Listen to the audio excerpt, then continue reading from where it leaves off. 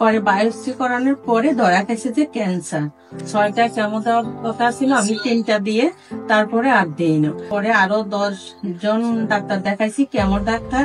কেউ বলেছে যে ওষুধ খাইলে ভালো হয়ে যাবে, আর কেউ বলছে যে কেমো দেওয়া লাগবে। চিকিৎসা কতদিন করা হয়েছে আমার এখানে? আপনার এখানে আমি 6 মাস রেগুলারে ওষুধ নিয়ে খাইলাম, ক্যান্সার আমি মুক্ত। আপনার রিপোর্ট করছেন পরে সম্পূর্ণ ক্যান্সার মুক্ত আছেন? হ্যাঁ।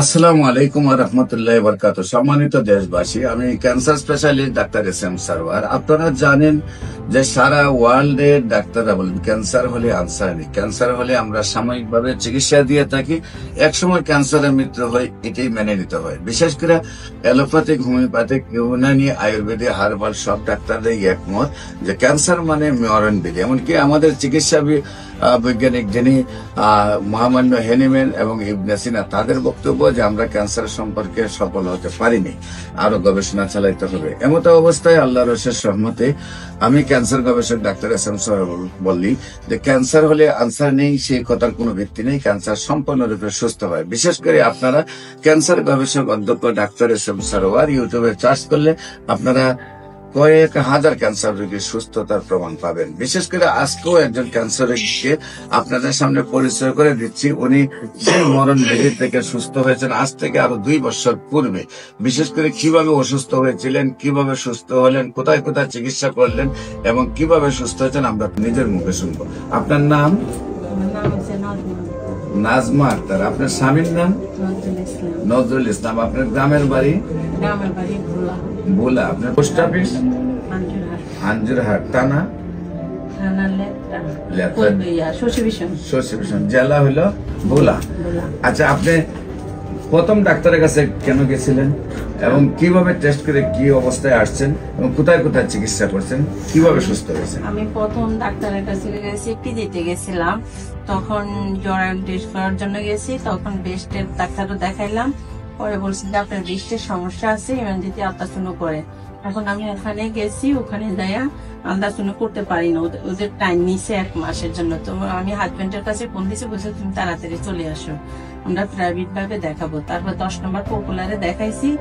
দেখানোর পরে উনি আমাকে ওষুধ দিয়েছে, ওষুধ দিয়ে বলছে যে আপনি খান, 2 মাস পরে আমার সাথে দেখা করবেন। তখন ব্রেস্টে কি প্রবলেম হইতো?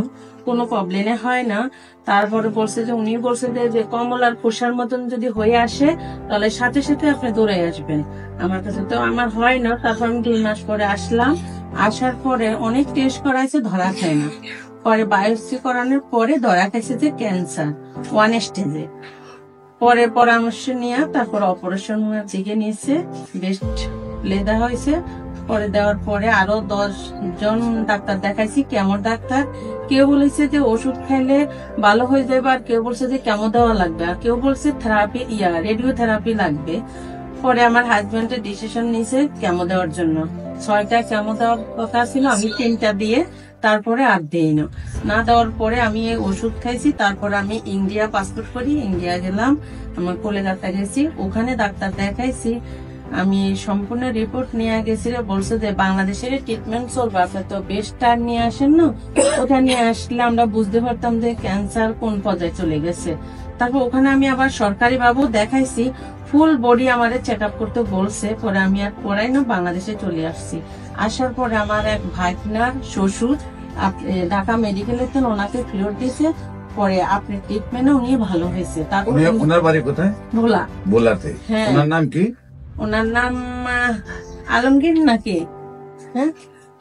হ্যাঁ, আলম। চিকিৎসা কতদিন করা হয়েছে আমার এখানে? আপনার এখানে আমি 6 মাস রেগুলারে ওষুধ নিয়ে খাইলাম। তারপরে মাঝে মাঝে একটু সমস্যা হলে আইসা দেখাই ওষুধ নিতাম।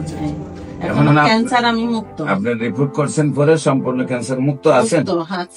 সম্মানিত দেশবাসী, বিশেষ করে উনি আজ থেকে আরো 2 বছর আগে আল্লাহর অশেষ রহমতে ক্যান্সার থেকে মুক্তি পেয়েছেন।